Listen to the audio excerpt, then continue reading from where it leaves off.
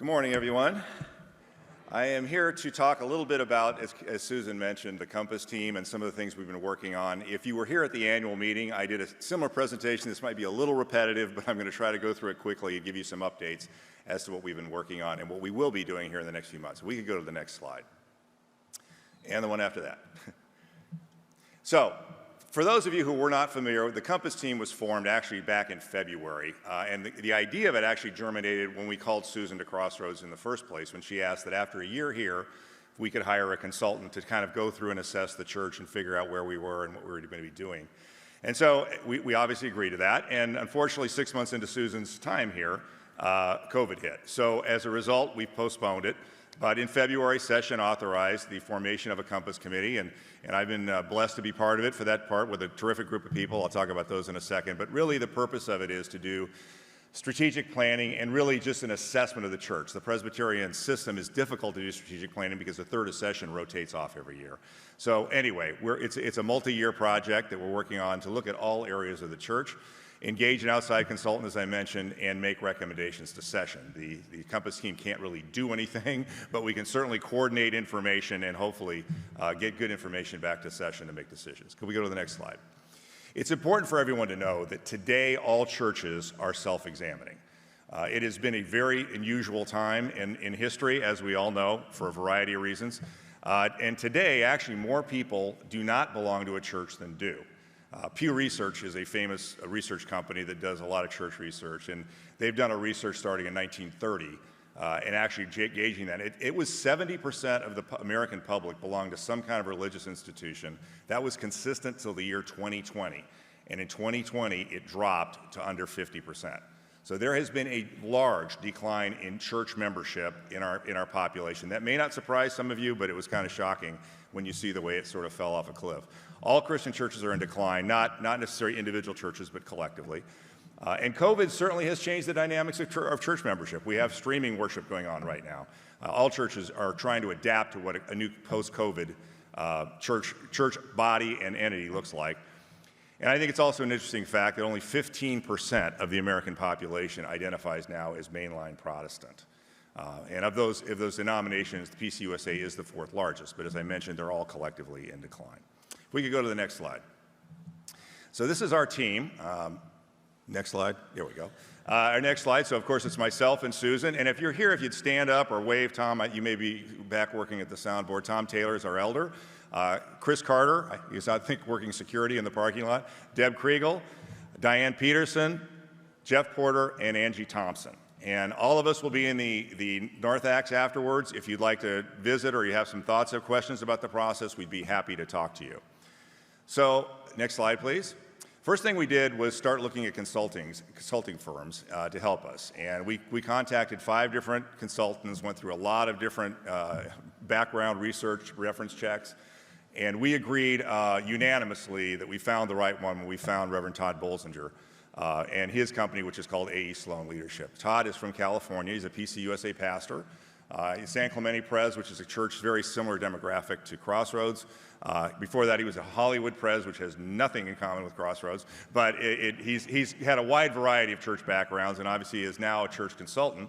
And his company is really, this is what they do. His references are outstanding. Wrote a book called Canoeing the Mountains, which we're all reading right now, and Session is reading as well. And I really would encourage all of you to read it. It's a fabulous book about church leadership and adaptive change and what that looks like. Talks a lot about the process we're going to be following. And if we could get to the next slide. So this is what the process looks like. It really has 2 phases. The first phase, pretty much we're just listening. We're listening, and I'll go through what that looks like as a process. But it's really about listening and discerning, talking to as many people as possible in the church, getting as much thoughts about the church. And it will involve a survey. Tom will be here in a couple of weeks to talk about the survey. And the survey is very different than the surveys we've done in the past. It's an essay, it's only a few questions, and it's really designed not to try to say you're this person or you're that person, but really just wants to know what your relationship is with Crossroads. That's what we're trying to understand better. Why are people here? What do they take from Crossroads? What makes Crossroads special? Those are the things we're going to try to determine as a group. And then the second phase, which will actually start next fall, we'll be starting to make some adaptive changes that will come out of what we're going to learn this spring. So if we go to the next slide.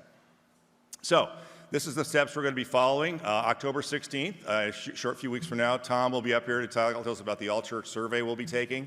Again, online, very easy to do. We'll have computers in the narthex if you'd like to do it. Shouldn't take more than 15 or 20 minutes. After that, we'll be kind of just assessing that.